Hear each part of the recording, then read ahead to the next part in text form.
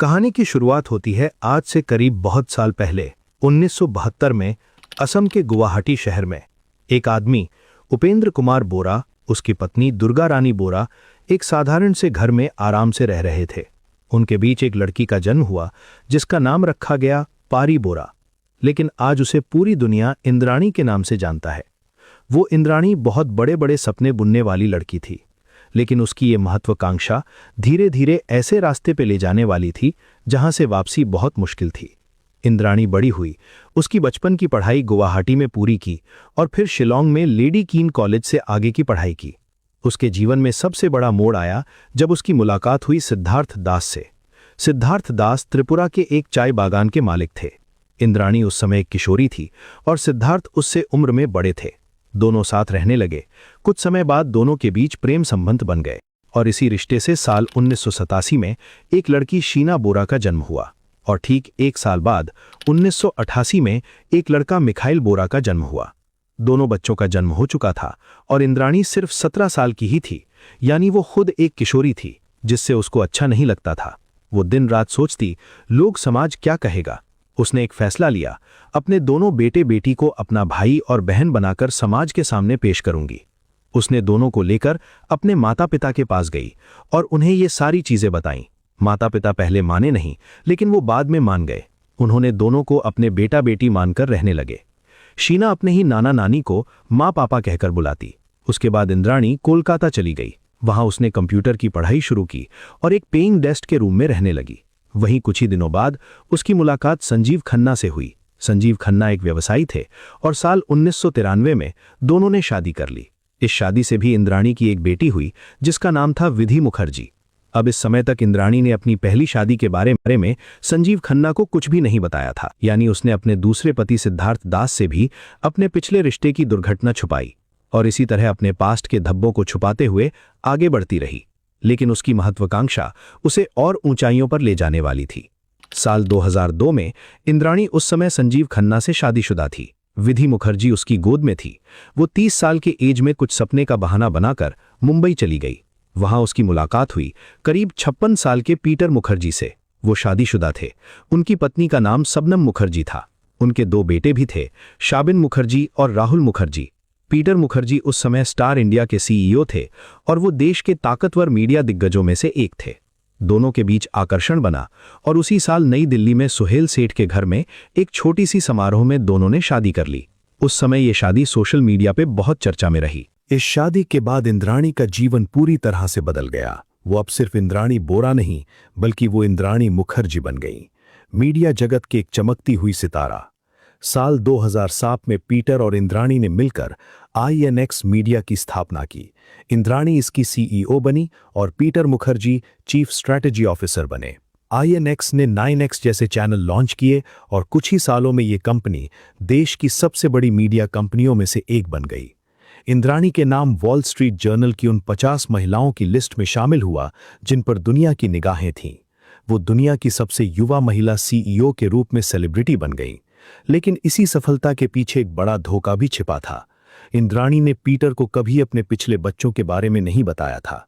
शीना और मिखाइल उस समय भी गुवाहाटी में अपने माता पिता के पास रह रहे थे और इंद्राणी उन्हें दुनिया के सामने अपनी बहन और भाई के रूप में बताती थी। पीटर को भी उसने उन दोनों का फोटो दिखाकर यही बताया था कि ये मेरे भाई बहन हैं, और पीटर चुपचाप सुन लेता और बोलता, चलो अच्छा है। वो कभी और सवाल नहीं पूछता। लेकिन इंद्राणी के अंदर एक डर था, एक डर जो दिन ब दिन बढ़ता जा रहा था। उसे डर था कि कहीं उसका अतीत उसकी इस नई जिंदगी पर भारी न पड़ जाए। और आता है साल 2008। इंद्राणी की बेटी शीना बोरा अब 19 साल की हो चुकी थी। वो अपने नाना नानी के पास रहती थी। उसने अपनी पढ़ाई पूरी कर ली थी। उसने अपने स्कूल और कॉलेज में हमेशा अच्छे मार्क्स लाए थे। एक दिन शीना बोरा अपने घर की साफ सफाई कर रही थी, तभी अलमारी से एक फाइल गिरा। उसने फाइल खोला तो उसके कुछ पेपर्स थे जिसमें उसके पिता सिद्धार्थ और उसकी मां इंद्राणी के फोटो उसके बचपन के फोटो के साथ था और कुछ लिखा भी था। ये सब देख के वो चौंक गई। वो सोचने लगी, यानी आज तक वो अपने नाना नानी को माता पिता कहते थे। उसने कुछ नहीं बोला। ऐसे ही कुछ दिन और बीता। एक दिन उसके नाना उपेंद्र कुमार बोरा अखबार पढ़ रहे थे। उसने देखा इंद्राणी एक मशहूर CEO पीटर मुखर्जी के साथ थी। उन्होंने और डिटेल्स में पढ़ा तो उसमें लिखा था इंद्राणी और पीटर दोनों पति पत्नी हैं। फिर उन्होंने इंद्राणी से कांटेक्ट किया और बोला, बेटी हम लोगों के पास पैसे नहीं है, फाइनेंशियल कंडीशन सही नहीं है, शीना बोरा और मिखाइल बोरा को अपने पास मुंबई बुलाओ, वहीं पढ़ाओ लिखाओ। इंद्राणी ये सुनकर थोड़ी घबरा गई। साल 2005 में इंद्राणी ने शीना बोरा और मिखाइल को कोलकाता बुलाया। यहीं पर दोनों के सामने एक सख्त शर्त रखी। उसने कहा, मैं मुंबई में हाई प्रोफाइल समाज में रहती हूं।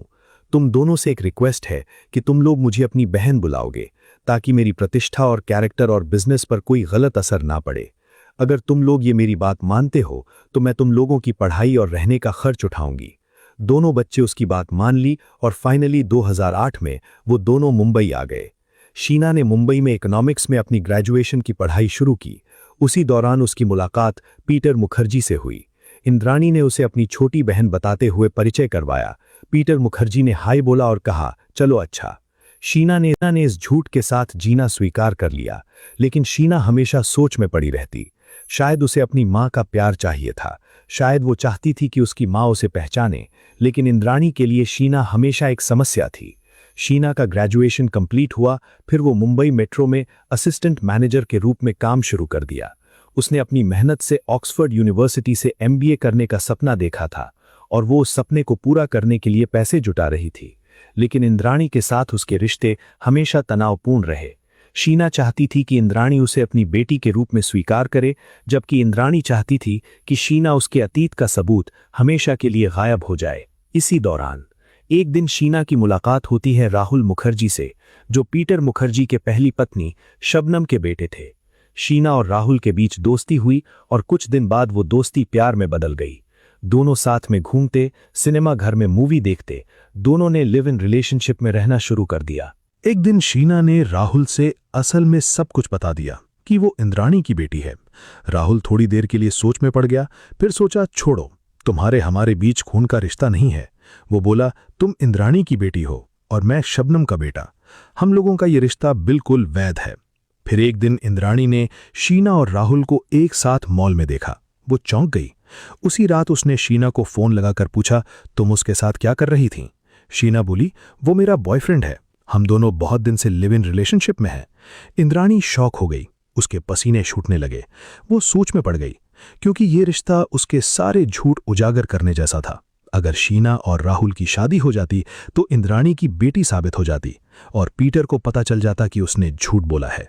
इंद्राणी ने शीना और राहुल को अलग करने की बहुत कोशिश की। उसने राहुल को बहुत चीजें गलत बताकर भड़काने की कोशिश की, लेकिन वो सब जानता था। और आता है नवंबर 2011। शीना और राहुल की सगाई हो गई, लेकिन इस सगाई के बाद इंद्राणी के लिए एक और मुश्किल थी। इस सगाई के बाद इंद्राणी ने शीना से संपर्क तोड़ दिया और उसने कई बार शीना को धमकी दी कि उसने राहुल से रिश्ता नहीं तोड़ा तो अंजाम बुरा होगा। राहुल के पिता राहुल से बात नहीं करते और शीना की मां इंद्राणी भी उससे बात नहीं करते थे। तब भी दोनों एक साथ खुश रहते।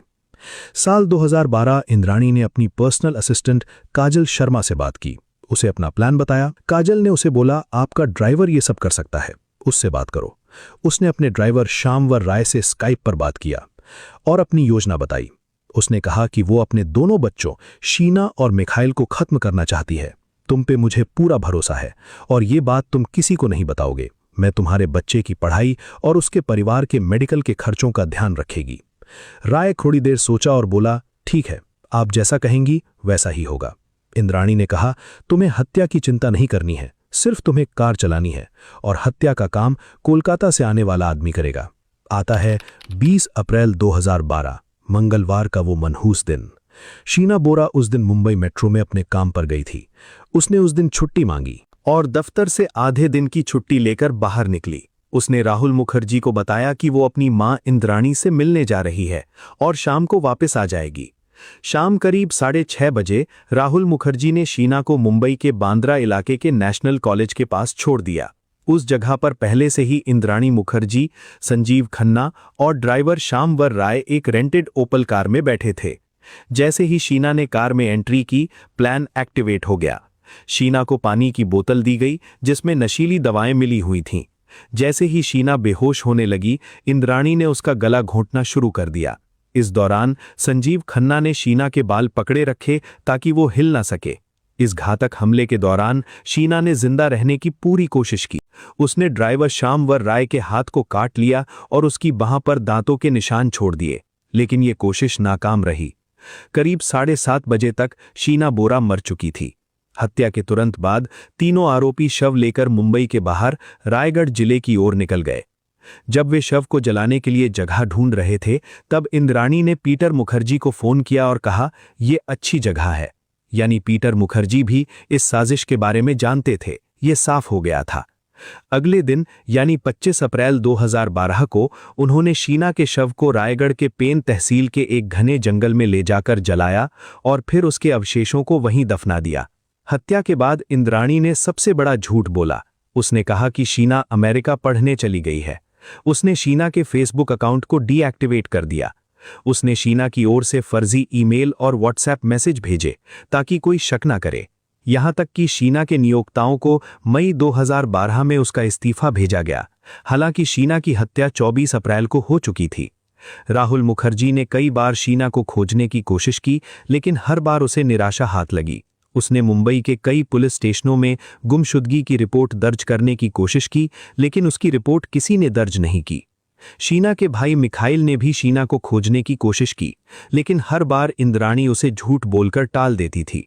शीना के दोस्तों को भी झूठा भरोसा दिलाया गया कि वो ठीक है और अमेरिका में व्यस्त है।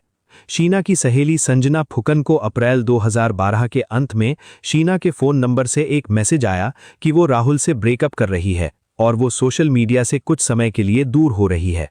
जब संजना ने तुरंत शीना को फोन किया तो फोन रिसीव नहीं हुआ और फिर बाद में वो फोन बंद हो गया। 3 साल तक ये झूठ चलता रहा। 3 साल तक कोई नहीं जानता था कि शीना बोरा मर चुकी है, और ये झूठ तब टूटा जब 2015 में एक छोटे से अपराध ने इस पूरी साजिश को उजागर कर दिया। 21 अगस्त 2015 को मुंबई पुलिस ने श्यामवर राय को अवैध हथियार रखने के आरोप में गिरफ्तार किया। उसके पास से एक पिस्टल बरामद हुई और पूछताछ के दौरान उसने पुलिस को बताया कि ये पिस्टल इंदिराणी ने उसे दी थी। लेकिन सिर्फ इतना ही नहीं, राय ने पुलिस को एक और बड़ी बात बताई। उसने 3 साल पहले हुई एक हत्या के बारे में बताया, और उस हत्या का नाम था शीना बोरा। राय ने पुलिस को विस्तार से बताया कि कैसे 24 अप्रैल 2012 को इंदिराणी मुखर्जी, संजीव खन्ना और उसने मिलकर शीना का गला घोटा था और फिर उसके शव को रायगढ़ के जंगल में जलाकर दफना दिया था। पुलिस ने तुरंत इस मामले को गंभीरता से लिया और जांच शुरू कर दी।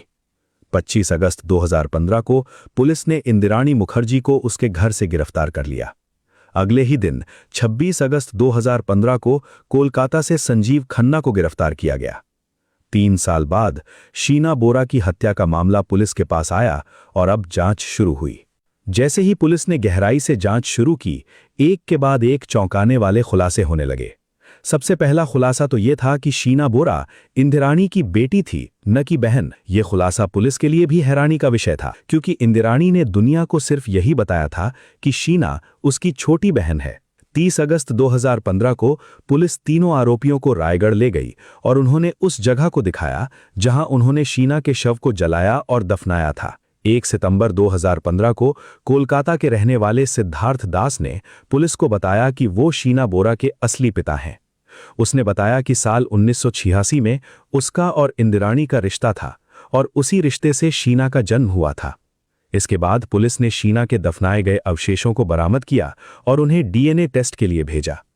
18 सितंबर 2015 को महाराष्ट्र सरकार ने यह मामला सीबीआई को ट्रांसफर कर दिया और 19 नवंबर 2015 को सीबीआई ने पीटर मुखर्जी को गिरफ्तार कर लिया। अब इस केस में 4 आरोपी हो चुके थे: इंदिराणी, संजीव, श्यामवर राय और पीटर मुखर्जी। सीबीआई ने अपनी चार्जशीट में दावा किया कि पीटर मुखर्जी इस साजिश में शामिल थे और उन्हें इस बात की जानकारी थी। सीबीआई ने यह भी दावा किया कि इंदिराणी और पीटर ने मिलकर करीब 900 करोड़ रुपए सिंगापुर के बैंक खातों में ट्रांसफर किए थे। यानी शीना को इस फाइनेंशियल गड़बड़ी के बारे में पता चल सकता था और इसलिए उसे रास्ते से हटाया गया। 23 दिसंबर 2016 से स्पेशल सीबीआई कोर्ट ने इस मामले की सुनवाई शुरू की। 17 जनवरी 2017 को कोर्ट ने इंद्राणी मुखर्जी, पीटर मुखर्जी और संजीव खन्ना के खिलाफ हत्या, साजिश, अगवा, सबूत मिटाने और झूठी जानकारी देने के आरोप तय किए। 6 फरवरी 2020 को बॉम्बे हाईकोर्ट ने पीटर मुखर्जी को जमानत दे दी, ये कहते हुए कि उनके खिलाफ प्राइमा फेशी सबूत नहीं है। उसी दिन इंद्राणी की जमानत याचिका को खारिज कर दिया गया। 20 मार्च 2020 को पीटर मुखर्जी जेल से बाहर आ गए, जब सीबीआई ने उनकी जमानत को चुनौती नहीं दी। 17 अगस्त 2021 को सीबीआई ने इस मामले में आगे की जांच बंद कर दी, यानी अब ट्रायल ही एकमात्र रास्ता बचा था। दिसंबर 2021 में जेल में बंद इंद्राणी ने सबसे चौंकाने वाला दावा किया। उसने कहा कि उसकी बेटी शीना बोरा जिंदा है और जम्मू और कश्मीर में रह रही है। उसने सीबीआई से अपील की कि वो शीना को ढूंढे। इस दावे ने पूरे केस को फिर से उलझा दिया, क्योंकि अगर शीना जिंदा है तो फिर वो कंकाल किसका था जो रायगढ़ के जंगल से मिला था, और अगर वो कंकाल शीना का था तो इंद्राणी झूठ क्यों बोल रही है। सीबीआई ने इस दावे को गंभीरता से नहीं लिया, क्योंकि उनके पास डीएनए सबूत थे, लेकिन इस दावे ने मीडिया और आम लोगों के बीच एक बहस छेड़ दी थी। 18 मई 2022 को सुप्रीम कोर्ट ने इंद्राणी मुखर्जी को जमानत दे दी। कोर्ट ने कहा कि 6.5 साल जेल में रहना बहुत लंबा समय है और इस ट्रायल के जल्द खत्म होने की कोई उम्मीद नहीं है, क्योंकि 237 गवाहों में से अब तक सिर्फ 68 गवाहों की जांच हुई थी। यानी इंद्राणी अब जमानत पर बाहर थी, जबकि उस पर अपनी बेटी की हत्या का आरोप था। फरवरी 2024 में नेटफ्लिक्स ने the Indrani Mukherjee story the buried truth नामक एक डॉक्यूमेंट्री सीरीज रिलीज की। इस डॉक्यूमेंट्री में इंद्राणी ने पहली बार अपनी बेटी की हत्या के बारे में बात की। सीबीआई ने इस डॉक्यूमेंट्री को रोकने की कोशिश की, लेकिन बॉम्बे हाईकोर्ट ने उनकी याचिका को खारिज कर दिया। इस डॉक्यूमेंट्री ने इस केस को फिर से सुर्खियों में ला दिया और लोगों ने फिर से सवाल उठाने शुरू कर दिए।